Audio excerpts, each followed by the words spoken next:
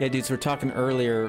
What makes these games so appealing? You know, it's not just me being nostalgic. There's a lot of reasons why these old RPGs are still so good to play. You know, I don't think it's nostalgia. Because people constantly play these games for the first time, and a lot of people love them.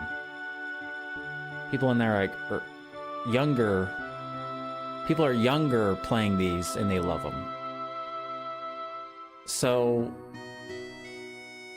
it's not just a nostalgia thing.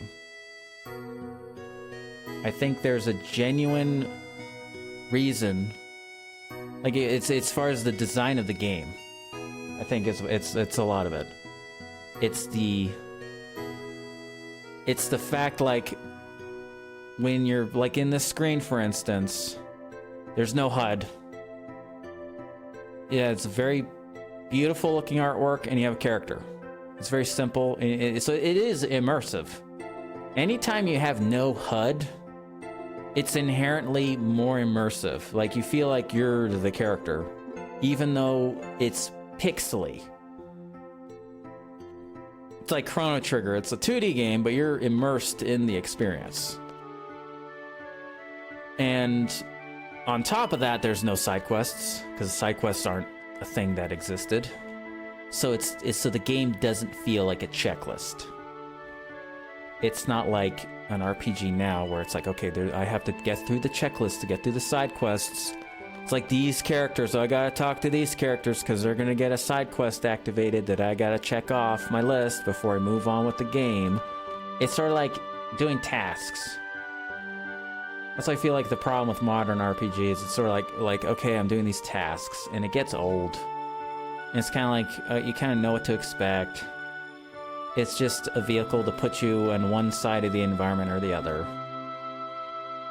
And yeah, the more realistic, just because something looks realistic does not make it immersive. And I think that's a big thing. Immersion doesn't necessarily mean realistic. Because I feel like I'm taken out of the experience a lot of times. Even with one of my favorite games of all time, Final Fantasy Rebirth.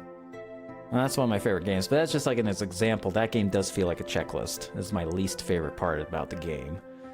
Is the game doesn't just let me explore the map. It's just sort of like, it's like everything is a checklist. And that's like my big gripe with the game.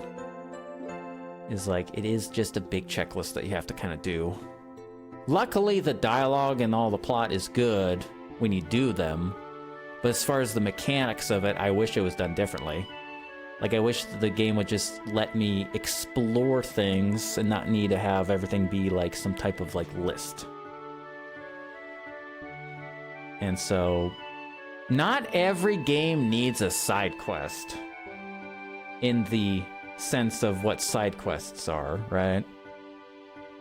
Like, games should have side quests, quote unquote, that's like Ocarina of Time, where it's like the masks.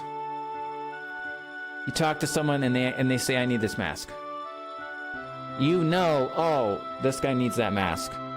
And there's not going to be like a check thing to like be like, okay, you got to get this to talk to this person now. You just kind of do it. And if you miss it the first time around, you just miss it. And that's what makes some of the games interesting, is like this game, for instance. Are you gonna get the Lionheart by the end of disc 1 on your first playthrough? Hell no. How are you supposed to figure that out? You can't. You're not supposed to. I get every single card in the game, like you're not like. It's perfectly okay for you to miss stuff on a first playthrough. And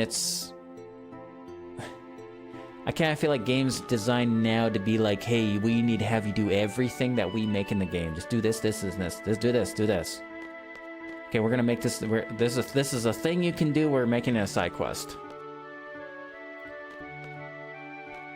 And having everything closed off in a side quest kind of makes it less open to experimentation.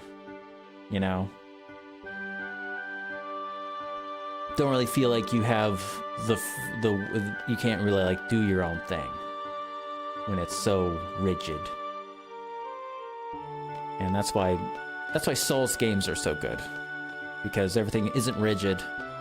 You just have a big place to explore, different people to talk to, and you'll miss everything on a first playthrough, and then you go read up on it later. And then you're like, oh, I missed that NPC? Oh, that thing triggers that thing? Oh, I'm gonna go back and do that thing. It's like Bloodborne. There's so much stuff in that game where you miss it, and you have to play it... You have to play it a second time to be like, oh, I need to make sure I talk to that person, you know?